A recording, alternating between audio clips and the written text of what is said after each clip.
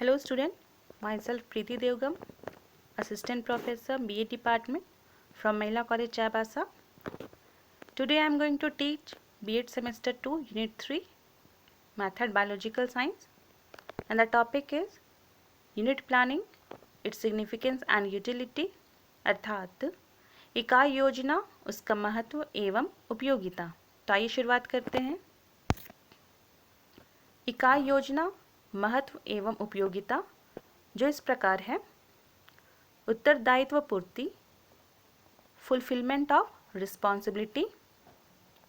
इकाई योजना में विज्ञान शिक्षण के लिए संपूर्ण सत्र में उपलब्ध समय को दृष्टिगत रख निर्धारित पाठ्यक्रम की विषय सामग्री को इस तरह से उचित इकाइयों में विभक्त करते हैं जिससे कि पाठ्यक्रम के शिक्षण अधिगम को उपलब्ध समय में ही उपयुक्त प्रकार से पूरा किया जा सके। इस तरह शिक्षकों को अपना उत्तरदायित्व निभाने में इकाई योजना बड़ी सीमा तक सहायक है। दूसरा, लाभकारी, बेनिफिशियल।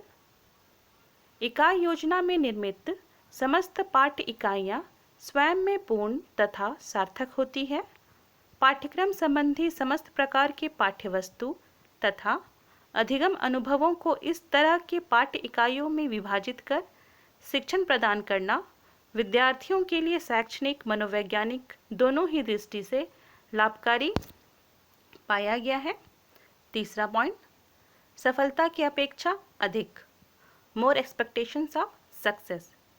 इकाई योजना में सर्वप्रथम इकाई शिक्षण के उद्देश्यों को भली भांति निश्चित किया जाता है। तदुपरांत उन्हें व्यवहार जन्य शब्दावली में अभिव्यक्त किया जाता है। इसके परिणाम स्वरूप विद्यार्थियों और अध्यापक दोनों को अपने अपने उत्तरदायित्व एवं लक्ष्यों का स्पष्ट ज्ञान हो जाता है। परिणामतः इकाई के शिक्षण एवं अधिगम में अभीष्ट सफलता की अधिक अपेक्षाएं होती है।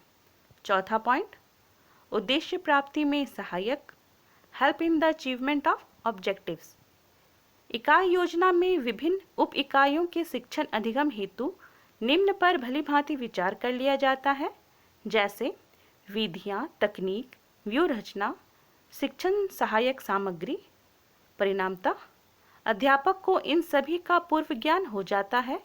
इस पूर्व ज्ञान से इनका समुचित उपयोग करना संभव होता है। यह शिक्षण अधिगम उद्देश्यों की प्राप्ति में सहायक है। पांचवा पॉइंट, मानसिक व व्यावसायिक रूप से तैयार, मेंटली एंड कॉमर्शियली प्रिपेयर्ड। इकाई योजना द्वारा शिक्षण अधिगम प्रक्रिया को उपयुक्त प्रकार से व्यवस्थित एवं संगठित करने में सहायता प्राप्त होती है। अध्यापक को यह विदित रहता है कि उसे एक इकाई तथा उसकी इकाइयों में निहित विषय सामग्री के शिक्षण अधिगम हेतु कैसे कार्य तथा क्रियाकलाप करने चाहिए। यही ज्ञान उसे एक अध्यापक के नाते अपने सभी उत्तरदायित्व के निर्वाह हेतु मानसिक तथा व्यावसायिक रूप से तैयार रखने में सहायता प्रदान करता है। छठा पॉइंट, प्रक्रिया को रोचक व प्रभावपूर्ण बनाना, making the process interesting and effective. इकाई योजना में निम्न कार्य होता है, जैसे पहला, पढ़ाई जाने वाली विषय वस्तु का उचित एवं सार्थक इकाइयों एवं उप इकाइयों में विभाजन। दूसरा पॉइंट, उनके शिक्षण अधिगम हेतु सभी आवश्यक क्रियाओं एवं संसाधनों का पूर्व नियोजन।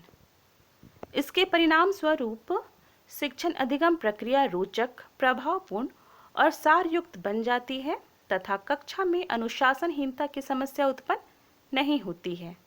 सातवां पॉइंट है सतत मूल्यांकन, कंटिन्यूअस इवैल्यूएशन, जो इस तरह है। पहला, इकाई योजना में निर्धारित शिक्षण अधिगम उद्देश्यों के परिप्रेक्ष्य में एक उपयुक्त इकाई परीक्षण के निर्माण का प्रावधान रहता है।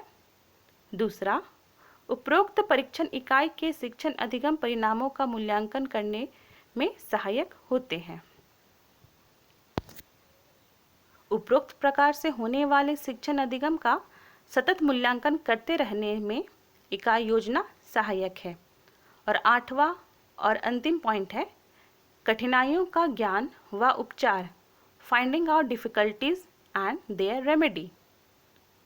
इकाई योजना में निम्न कार्य संपन्न होता है, जो इस प्रकार है। पहला, विद्यार्थियों की अधिगम कठिनाइयों, कमजोरियों तथा अक्षमताओं का निदान, और दूसरा, उनके निवारण हेतु उपचारात्मक शिक्षण के नियोजन का प्रावधान। आज की कक्षा में इतना ही। धन्यवाद।